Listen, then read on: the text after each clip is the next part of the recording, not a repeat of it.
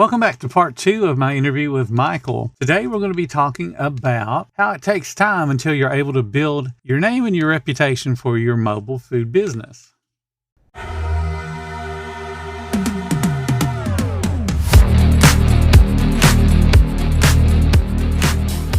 Welcome to the 10-Minute Food Truck Training Podcast. My name is Bill Moore. I am a food truck business coach, author of 5 food truck vending books, including Food Truck 101 and Food Truck 201. This podcast is all about helping you start and grow your food truck business. More customers, more sales, more opportunities. This is the power of marketing for your food truck. But effective marketing is more than just posting a few pictures of your food truck on social media. It includes branding and strategy, plus a realistic plan to kick it into action. Our friends at Table Needs are offering a free step-by-step food truck marketing guide to 10-Minute Food Truck Training Podcast listeners. Get your copy today. Link is in the description below. As far as those events, you're actually talking about a temporary permit. It's not like you're annually licensed in those states. No, not at all. I only am permitted out of one county all year long, and I only do 3 events in that county.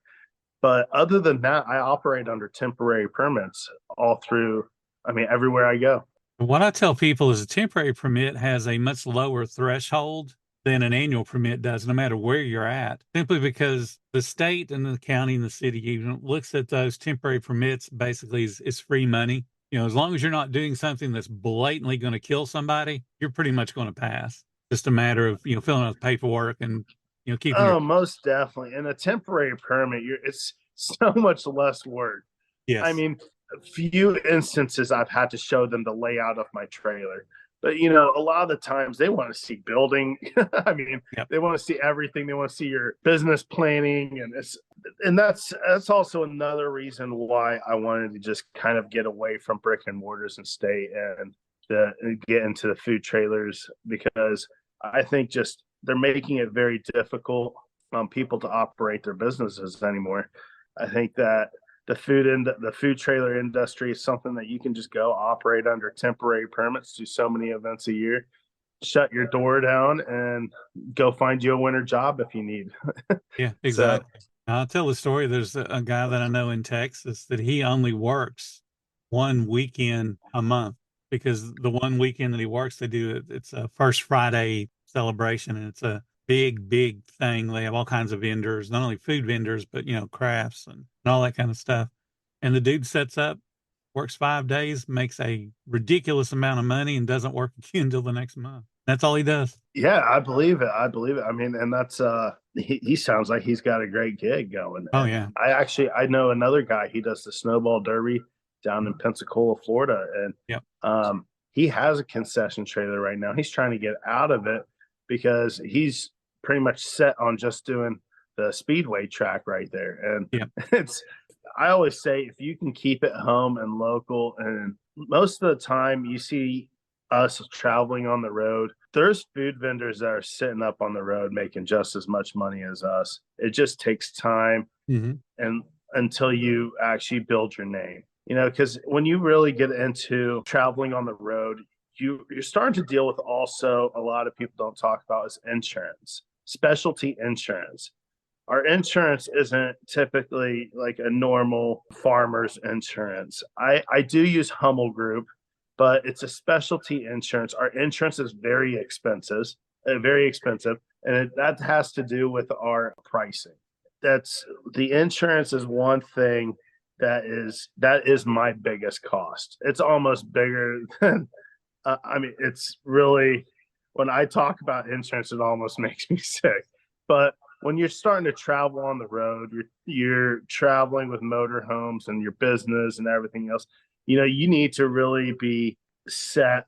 You need to be really covered, because, if something does happen, an accident happens, now these people aren't only suing you, they're going to sue your insurance, they're going to sue your company. And, you really need to take care of yourself. That's really one thing because when I originally started, I had I can't remember. I think it was Farmers Insurance. I had one of the bigger brands of insurance. Right. And then right when I started talking to them, hey, once I leave Indiana and I go to Michigan, are you guys still going to cover me? They said, no, we only cover a 200-mile radius or whatever it was. It was a radius. And I said, I can't do that. By the time they quoted me to travel all the way down to Florida, it was like $6,000 a month. I said, there's no way. I mean, who can afford that? And that's when I started actually finding out about NICA. I met another NICA member and he helped me out a lot. He's like, this is who you need to call for your insurance. So I called Phil Teague up. Phil Teague gave me an interview. He told me right off the bat, you might not get qualified for this insurance because you do have to go through an interview process for it. I mean, I told him I don't really have any other options at this point. I said, please let me know when you can interview me. He gave me a time and a date. So we met back up and I interviewed for it. And luckily they accepted me. People also don't talk about the insurance part once you start traveling on the road. And I think that's something that food vendors should also know up front before they ever get into it. You bring up a good point. You know, everyone, well, not everyone, the folks that are into having that dream of, I want a food truck, almost immediately, as soon as they have that dream of, I want a food truck, they go into, and we can travel and we can go to, Florida and California and all that stuff. You mentioned a very big pothole that people face on that journey is insurance. It's not like you can get insured as you found in one state and it covers you everywhere.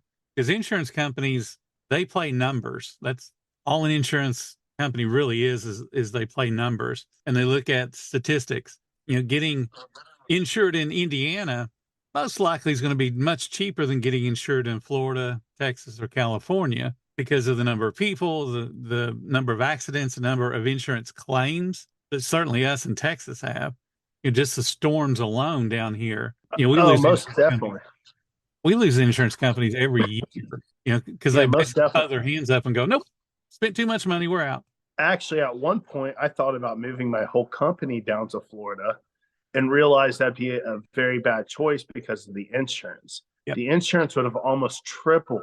And, but no, it's so Humble Group, though. I mean, I'm insured through Canada, Mexico, and the United States, anywhere I want to go. If you guys are trying to get into it and start traveling on the road, I would definitely recommend Humble Group.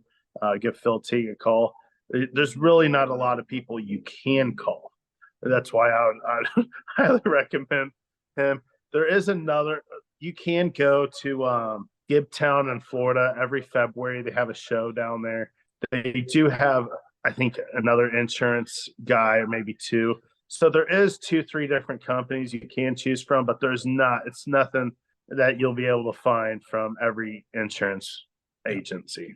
It's crazy once you start getting into that mobility. This is much more difficult than it should be because people don't think about it. You get car insurance, you can drive wherever you want. If you get in a wreck in Washington State and you're from Florida, they still cover you, but it Oh doesn't work yeah, that way for a business. oh yeah, it definitely becomes a little bit different there. And then I think the second biggest thing I would recommend to people if they're getting into this line, about to try to get into this line of work, um, is you can't chase your product. When I say that, you really need to have either a stock trailer there or a stock truck. You can always go online and bid on U-Hauls, used U-Hauls or something. They start, I think, 14,000 or less. I've been looking at them because you always look at stuff, and I will always recommend someone trying to get into it. If you are in the choice of getting a truck or a stock truck, most of the time they don't even think of a stock truck when they're in this choice. I would recommend someone to get the stock truck to pull your concession trailer down the road before a truck, because you're always going to need more, depending what you're doing, you're always going to need space to put your product in there.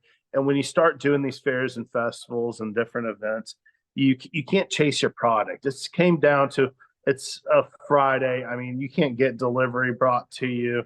I mean, let's say we're in some smaller town, nearest Gordon Food Service is an hour away. You can't spend your time chasing your product. You need to have your product with you, ready to go. So I would always recommend, if you're also in thinking about getting into it and you are in the choice between getting a truck going down the road with your food trailer, I would also think about starting to looking into getting a stock truck, because the stock truck will help you out a lot more. And then, if you do get into a tight spot when you show up to the event, most of these events, there's a lot of nice people around to help you park your trailer.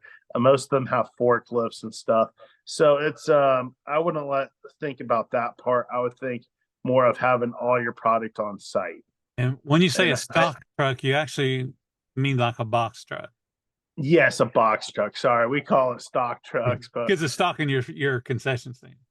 yes, yeah. So yeah, just a big box truck, and it's and they're actually, most of the time, they're cheaper than your F-150 or your F-250, because you can go Oh, get yeah. a used one for pretty cheap. And it's and I always would recommend somebody, because people don't think about that, and that's a problem my wife and I got into as well. And that's why I mentioned this issue, is because when we first hit the road, we thought, oh, we're going to be able to stack everything in here and we're going to be able to go knock out an event. And we realized real quick how quick you move through product. Yeah. So definitely keep that into consideration if you are planning on hitting the road and doing a lot of fairs and festivals.